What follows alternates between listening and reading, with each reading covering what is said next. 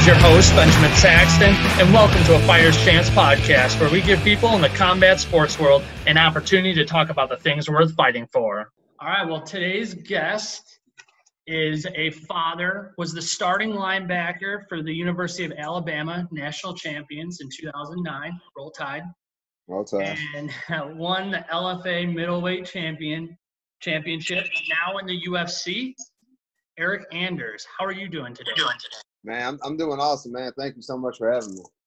Absolutely. I think it's this is going to be a great conversation because you've had a lot of different experience, living around the world, born in the Philippines, traveled around Japan, I think New Mexico, and then ending up in Texas playing football. Anybody that knows anything about football, Texas it's no joke down there, right? You know, right.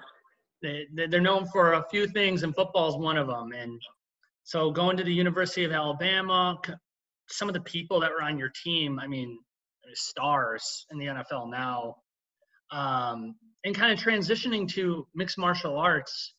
I want to dive into this conversation around traveling around. You know, growing up, you were in different spots. You ended up starting football in Texas and then evolved into a Division I athlete. You were a defensive lineman, right, in Texas, and then moved to linebacker.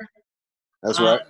So maybe you could talk a little bit about, you made it to Alabama, which one of the biggest college programs in the country, producing talent like it's going out of style. So, you dabbled and you got a contract with the Cleveland Browns, Canadian League. So maybe let's walk through kind of getting your skill set to play at that elite level, kind of how that training was, your work ethic, and then how we kind of transitioned to mixed martial arts. Yeah, well, man, I realized pretty early in my athletic career that I wasn't the most athletically gifted person on earth. I was never the biggest, strongest, or fastest, but, I kind of realized that if I work harder than everybody, then I can kind of shrink that gap a little bit and, kind of use your brain, be smarter, like understand football, know the plays better. And that's going to be your, I figured that was going to be my, the way that I got to play. Just because, when I was a freshman in high school, I was 6'1" and maybe 170 pounds soaking wet. So I wasn't very big. Growing up, tall, skinny, was kind of chubby as a kid, and I hit, growth spurt or whatever, and kind of, went to the other end of the spectrum, and was super like skinny and whatnot. So, I just knew that I had to dedicate myself to the weight room, and, and then, obviously with puberty, you start putting on muscle as well. So, my frame caught up to my size, if you will. A little bit later, but by that time I had already, trying to outwork everybody, lift more weights, just do whatever I could to give myself an edge, playing ball. You made a comment, and I thought it resonated with me, where you said you don't believe in overachieving, right? Mm-hmm. Just giving it your all. I mean, that's a testament, right? It's just trying to push yourself to the limit every time you go out. Yeah, well, I just never understood the concept behind overachieving. Like, what do you mean I'm overachieving? I just didn't understand. I just feel like you can maximize your potential, and that that's what people were calling overachieving is, the people that were trying to trying harder than everybody else and trying to maximize, your potential. And so, growing up, it's not cool to be the guy working harder than everybody else and trying harder. They call you a try-hard and an overachiever, and I'm, I just, I didn't understand what, what they were trying to say. I'm like, man, I feel like you guys should be trying to do what I'm doing. Maybe you'd be more successful, and maybe you can make it to the next level.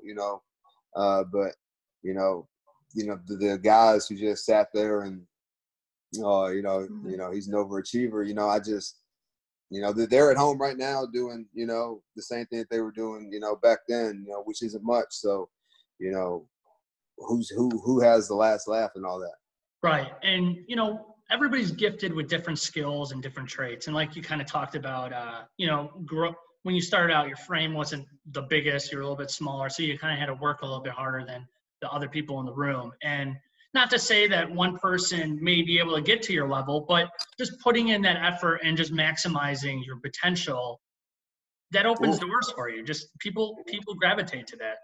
Well, also, the thing I like about sports is all the things that you do and the sports teaches you, has a direct correlation to, things in life. So, maybe you don't make it to play Division I or NFL football, but you take that same work ethic and you apply it to, your own business that you started or, whatever it is that you're trying to do.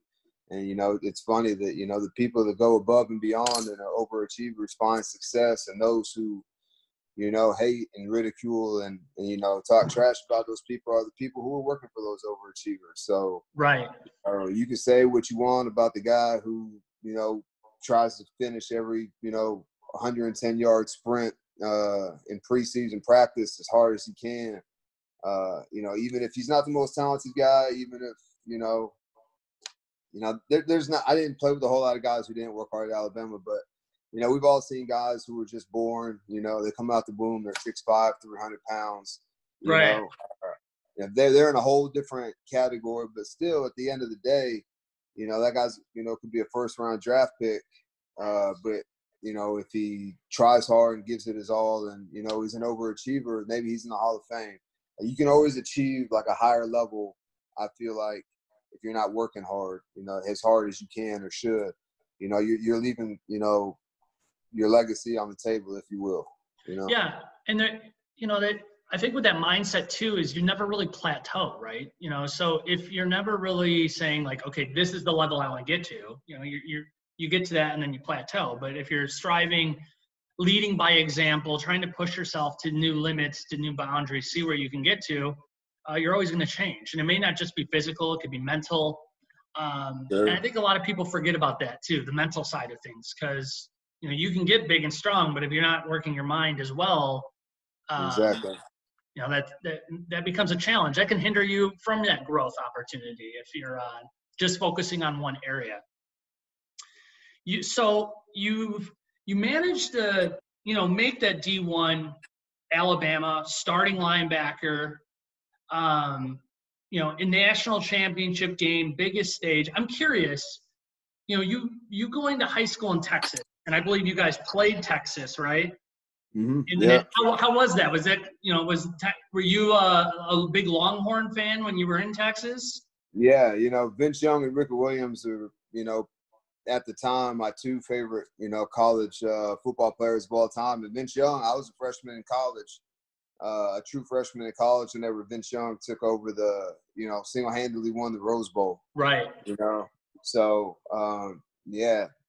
Texas was my school. Like I wanted to go to – I'm from San Antonio, which is like 90 miles from Austin, which is where the university is at. And, I didn't get a look. And, I'm not like – it's not like, oh, I hate Texas now because they – right. I was 195 pounds, playing three technique in Texas, not going to get a whole lot of looks, and I'm only 6'1", sometimes they'll take a risk on a lighter guy if he has like, if he's 6'5", 6'4", he's got frame to put the weight on. I'm only 6'1", so I get it. Bama was like I think I had only like 4 scholarship offers coming out of high school, and Alabama came in late, so it's not like everybody was looking at me, and right. Texas was the only one who wasn't. So, but when we played that game, I did have a little chip on my shoulder. With for all that being said, 90 miles down the road, not even a phone call, an offer, like showing interest or whatever. And I had, I can't go home. I can't go back to Texas and lose to Texas. Right. So for me, like there was no other option. That had to been bittersweet. That had to been bittersweet. Texas likes to keep their players in Texas, and so whenever you leave, you kind of look at you sideways a little bit whenever you come back. But, winning a championship, you can't say anything, especially beating Texas, who was undefeated. So, I remember we played Florida, and on the bus ride home, You know, we got to the airport and was driving back to the complex, and Florida or Texas was still playing Nebraska, and you know the game was on the rope, and I think it came down to a field goal at the end. And man, and Ndamukong Suh had like 9 sacks or some outrageous, you know, number like that. And you know, I just the whole time I was just thinking, I said, I hope Texas pulls this out. I hope Texas wins. Texas. And you know, sure enough, they did. And from that moment on, it was just nothing but, you know, winning a championship was the only thing I could think of. That's awesome. Yeah, I bet they looking back on it after that game, they're like, oh, this guy's from Texas. I wish he was playing on the other side of the field. Maybe yeah, well, man, you know, they had All-Americans like Sergio Kendall and Brian Arakpo. Yep. Arakpo, I think. So, you know, man, it's not like – and Earl Thomas. So, it's not like, you know, they were a slouch on defense. They had their fair share of athletes too. You know, they just didn't have Eryk Anders that night. That's right. All right. So, you know, that's pretty cool. That's full circle, right? I mean, going to Texas, leave Texas, play Texas, win. And then you dabbled a little bit Canadian Football League, the league. But then at what point did you decide, you know, maybe football isn't going to be the path that I choose, right? Well, yeah, I had already had a son. My oldest son was born going into my senior year of college. So I already knew that it was like make or break. Like you don't got time to, you know, be floating around trying to figure it out kind of thing. So now I signed with Cleveland, got cut at the end of camp, went to Canada, kind of same scenario, got cut, and then I got picked up to play arena ball, and you know they sold me on the dream that, you know, a lot of guys, you know, they gave me the whole Kurt Warner story. Right.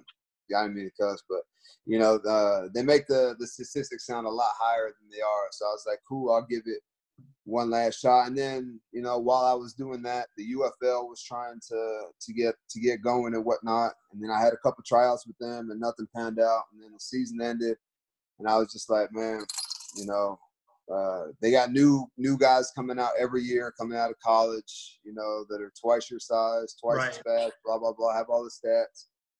And so, you know, there's not enough seats at the table for everybody to play. And, you know, I have to believe that they would take a guy coming out of college over a guy who's been out of college and just playing arena football for the last year. So, man, I just pretty much said if it wasn't the NFL, then, you know, then I don't want to play because, you know, like the level of discipline and the level of play at Alabama, it was not the same or anywhere near it or close to it than it was on that football, on that arena team. So that kind of didn't ruin football for me, but, you know, I just kind of realized that, you know, it's not the same. So well, right. And if you're not doing it at the highest level, right, you know, you're a professional and you want to, you know, and you're a competitor, right? So you want to get better, but you also want to compete against the best too. And I truly am. And if you know, you check out some of the other podcasts, I'm a true believer in things happen for a reason, right? And so it may have just happened for a reason to lead you down this MMA route because you're one hell of a fighter. I mean, you hold your own, you're competing against the best, and so I mean, for whatever reason, you know, God works in mysterious ways, and your path has led you to mixed martial arts. So that's pretty cool. I want to talk a little bit about, you know, transitioning. So, you know, we did the arena football, starting mixed martial arts. You know, I think Tuscaloosa, you had your first couple fights out there, Montgomery. You had Dante Wilder in your corner too. I think he's from Alabama as well, right? Yeah, he's from Tuscaloosa. How was that? I mean, you have one of the best boxers in the world, you know, coming for your debut fight. Were you a little nervous? How do you guys sync up on that? Well, he's from Tuscaloosa, and the fight was in Tuscaloosa. And man, you know, the MMA and boxing community here in Alabama is just not that big. So, you know, I did a couple Golden Glove tournaments and things like that, and you know, just got to kind of know him just being around, you know, boxing and training and stuff like that. So, you know, he lives in Tuscaloosa, so I'm sure it was no issue for him to, drive down the road and go to a fight. I seriously doubt that if I fought in Las Vegas that he would come out to Las Vegas. We're cool, but we're not like, best friends or nothing like that. But it's still cool for him to come out and show love to other fighters who are trying to make it to the level that he's at. So right. That's cool of him to come out, show support. Him and Walt Harris, Yep.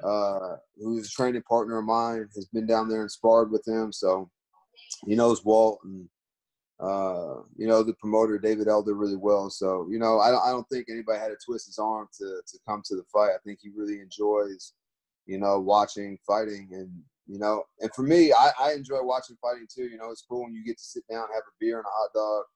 You're not the one cutting weight. You're not the one who's got to get warmed up, mentally prepared, and go in there and fight and whatnot. So yeah, whenever, I don't know about him, but whenever I get a chance to see a live show, live event, regardless of what level it is, UFC or local, I truly enjoy it. That's pretty cool. And I think one of my favorite things about you too is your fights. You don't have boring fights, that's for sure. You press the issue, and you're a gamer too. A lot of times whether it's the UFC, LFA, mid-regional, you have fighters that say, this is my weight, this is what I'm going to do. And you've been a gamer. I mean, so far in your amateur professional career, where you've taken 185 fights and 205. Maybe you could talk a little bit about that mindset of just saying, screw it, I'm not going to just be a 185 or a 205. I'm going to fight whatever opportunity comes my way. Well, man, to be honest, man, I'm kind of one of those tweeners. I'm a huge middleweight, but like not so big light heavyweight. So I used to want to fight at light heavyweight, and then there was a guy at our gym named Marcus Brimage who fought when John Jones fought Daniel Cormier the first time. Okay. And long story short, my brother got married the day before in Scottsdale, so I rented a car, drove 5 hours to go see Marcus fight. But then John Jones and Daniel Cormier walk out, and that's the cream of the crop. That's right. John Jones, he's going to go down as one of the greatest of all times. Absolutely. Daniel Cormier, maybe the greatest heavyweight of all time. But seeing how big and the stature of those guys, I was like, nah, that's over with. 85 it is. And really, the only reason why I fought in the UFC at 205 the first time is because Jimmy Manuwa was supposed to fight Thiago Santos. Jimmy Manuwa got hurt. They know that I'm a big middleweight, and the making 205 isn't nowhere nearly as difficult. So they called me, and man, really the only question I had was, how much are you willing to pay me to go fly to Brazil, fight this dude on 6 days notice? And, they came up with a number that made me happy. So I, give me send me the flight information, and I'm there. So for me, I enjoy, that's just like another layer that makes it more intriguing to me. Short notice, another country. So, I was up for the challenge, and they paid me to do it. So it was win-win for me. And to be honest, even above all the, the money and things like that, that's my most favorite fight that I've had in the UFC and, or outside, just because, that guy's a title challenger, and he's probably going to fight for the belt again. And, man, I feel like the fight between him and I was a much more compelling and interesting fight than the rest of his fights getting to the belt, because he just knocked everybody out in the first round on his way to the belt. So, man, I don't really believe in moral victories, but, man, it was just fun to get in the cage, stand in the middle, and trade with, a guy that, has like the most knockouts in middleweight history. I think he's got like 16 or 13 knockouts or whatever. And, technically he added me to the list too, but, I just didn't get slept. I just, I was just tired and couldn't answer that bell in the fourth round. So, it was a super fun fight, and I think it was a fun fight to watch for the fans too. So, man, it was just an overall great experience. And it was the main event, so it's not like, I was just jumping in and fighting, on the very first fight of the night, Right. yeah, we're an event, we're going to pay you to do so. Yeah, okay, let's do that. That's cool. You mentioned, enjoying watching live fights, especially when where you're not part of it, right? You can just sit back, have a beer, hot dog. That weight cut, you don't have to worry about. You mentioned you're kind of in between weights. So what's your walking around weight? Like, you don't have a serious weight cut then, do you? Or because if you're in between? Yeah. To 185, yeah, it's a bit more extreme, and it's not something that I can do or would prefer to do, in a short time. I made my UFC debut on like 8 or 10 days notice.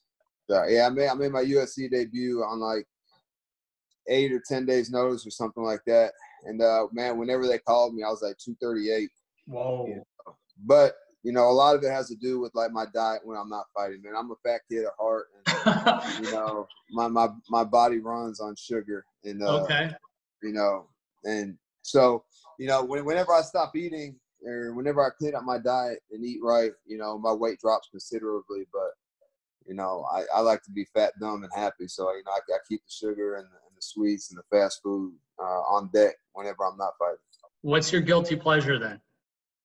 What food are you like, yeah, I will do work on that all day, every day? Man, I'm a burger and pizza kind of guy.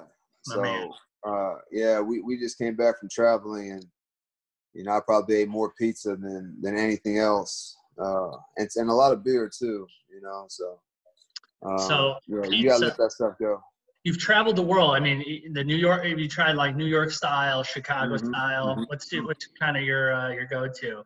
If I have to choose between New York style and Chicago style, I go with the Chicago deep. There you go, my man. We were gonna end this call real quick if you didn't say Chicago. Well, man, I just there's just so much to it. It's not just a piece of dough with some cheese on it. And I know New York, they got big pieces and whatnot, but they not messing with the Chicago deep dish. I'm sorry. All right, there you go. I like that. Well, hey, so you've had some fights. What's next for you? I mean, are you looking? Do you have something lined up? You in the works for another fight? Well, I just had eye surgery about 7-8 weeks ago, so I'm still healing and recovering from that. Just now started back training, and probably still have like another 2 months before the doctor will release me to compete. So that already puts us to like August, September timeframe. And then, then I got to get ready for a fight, training camp and things like that. So, I'm probably not going to fight for, the rest of the year, probably looking at that first quarter of 2021. So then we should probably expect you to be in that 185 round then, right? If we're not going to continue to go the 205, or are you just going to take – Man, I like the way the 205ers fight a lot. Okay. They're more toe-to-toe and trade. The middleweights, especially when they fight me, man, they fight a lot off their back foot. They do a lot more like movement and running. I hate to call it running, but they do a lot of backward moving. So. Well, they don't want to get hit by you in the face. Yeah, sometimes it's not so fun, but for me. But on the flip side, man, those 205ers, they're a lot bigger. They hit a lot harder, and they're a lot harder to put away. For me, anyway. So it's just trying to balance those two things out. But man, I'm always up for a challenge. So I think.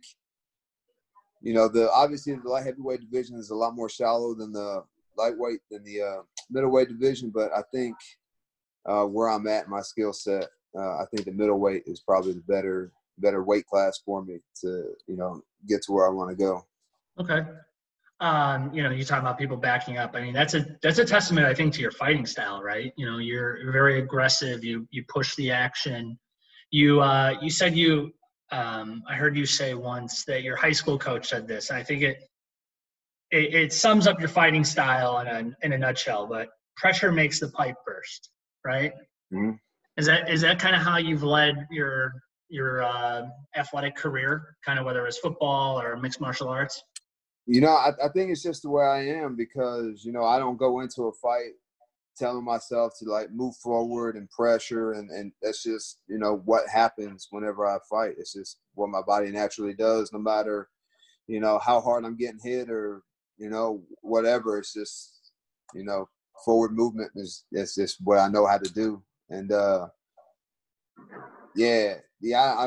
don't like go into it saying that I'm a pressure on. It's just, you know, something that naturally happens, and I'm glad that it's like that because, you know, even if, you know, they're still there in the third round, you know, when you're pressing forward, it's a lot less exhausting than the guy who's moving backwards and, you know, who's worried and clenching up every time you throw a punch. So, you know, for me and the way that I fight and my skill set and how long I've been training and whatnot, I think that it's probably the best thing that I do is move forward. When you have a fight and you're doing a training camp for it, not your 6-day notice, but when you actually have some notice for a fight, how much do you game plan for that particular fighter's style? Because there's some fighters that won't do it. They say, this is what I'm good at. I'm going to go in and, you know, enforce my will onto them. Or the other side is like, try to break down somebody's weaknesses. How much do you do of that game planning? Yeah, you know, I think it's important to know what the other fighter is good at and what they do well. But you know, I don't know if you've watched my fights, but they all kind of look the same. You know, Yep. a lot of forward pressure and a lot of heat being thrown. So I just feel like at the end of the day, man, if you're in somebody's grill and you're drilling them, you know, regardless of what they're good at or not good at, it's not going to matter. So, man, I just tried to move forward and, you know, keep from getting taken down, and, you know, just, you know, try and light people up on the feet. That's awesome. I appreciate you taking the time speaking with me. Is there anything I wanted to kind of ask you outside of athletics and football, just kind of, you know, knowing a little bit more about you? When COVID hit and everything kind of shut down, what were some of the things that you like to do to kind of pass the time? You know, whether it's spend time with your kids, some activities that you guys enjoyed doing to maybe that you couldn't spend time in the gym training. Yeah. Yeah. You know, I did a lot of yard work, you know, but to be honest, you know, I had a fight coming up and, you know, been training in my life really never didn't change at all other than my kids were home more. Which was cool for me because, you know, that's what I like to do is kick it. And, you know, we got a pool out there. So go toss the kids in the pool and play with them. And, you know, I think the homeschooling is the way to go, man. You know, the kids were done with their work by, you know, 11, 12 o'clock. And then so we had the rest of the day to, you know, they weren't too fond of going out there and helping me with yard work and stuff. But they like jumping in the pool and playing, and, you know, we played video games and, you know, just enjoyed time, you know, just hanging out with them. So, yeah, it was cool to be able to do that on a more regular basis for an extended period of time because, man, the summer just goes by so fast and when they're back in school. So, you know, they had a really long summer Yeah. this year. So, it was cool. You know, they weren't like overwhelmed with work. You know, they didn't have to get up in the morning and they weren't rushed to get out the house. And, you know, I just think it's better. You know, they kind of just woke up whenever they woke up and, you know, sat down, did their work before they played any games or anything. As soon as they were done with that, you know, they were outside playing all day. So, I think I prefer that, to be honest. That's awesome. Well, they'll certainly get probably see your work ethic, and you'll instill that into them, whether it's, you know, running with you down the road or doing that yard work or something. You know, They do, man. They'll get out and, you know, my oldest especially, like I don't know how to explain it, man. He's like the Tasmanian devil. You just tell him go and he goes until he dies, until he drops. So, he'll get out there and he'll run, you know, 4 miles with me. So, they get after it. is there anything else that you got going on in your life that I want to make sure I give you the opportunity to promote or talk about? Man, you know, I think the biggest misconception with my life is I made the decision that football wasn't going to work out, and then I was in the UFC like the next day. Nah, like when I was an amateur, like I said, I already had my son, so I had to work, and You don't get paid to fight as an amateur, so you know the road definitely wasn't easy. And you know I worked some pretty shit jobs. You know I cleaned apartments, cleaned factories, worked for Coca-Cola, worked for the government. You know I've done it all. And before I started doing this full time, I was actually in school to get my paramedic license to be a firefighter. Met my wife, and you know I think I was already 27, and she was like, "Man, you know you're not, you know, so young anymore. Why don't you quit your job and give it 2 years? And you know if you don't make it in 2 years, then you know you can go back and get a job and do whatever." Probably like a week before 2 years hit, I got signed to the UFC. So. Man, it was a pretty long journey, my amateur career, to you know make it to the UFC. So it wasn't an overnight thing, and you know I had to you know get up at 4 or 5 in the morning, work out, go to work, go straight back to the gym after work, train some more, and then go home, and you know probably talk to my wife for 10 minutes before I fell asleep. You know, and yeah, now it's all I do is train and fight. So, you know, it worked out for me. It's funny how it works out, right? You know, you're right at the deadline, that 2-year mark, and you get that call. It just, I'll put your information in the description below so they can come check you out. If they haven't, and if our listeners haven't seen your fight, go see it. It's always one of the more entertaining fights on any card that you're on. I love watching you. I hope nothing but the best for your career. And I can't wait to see you put the gloves back on and start cracking some skulls. Man, thank you so much.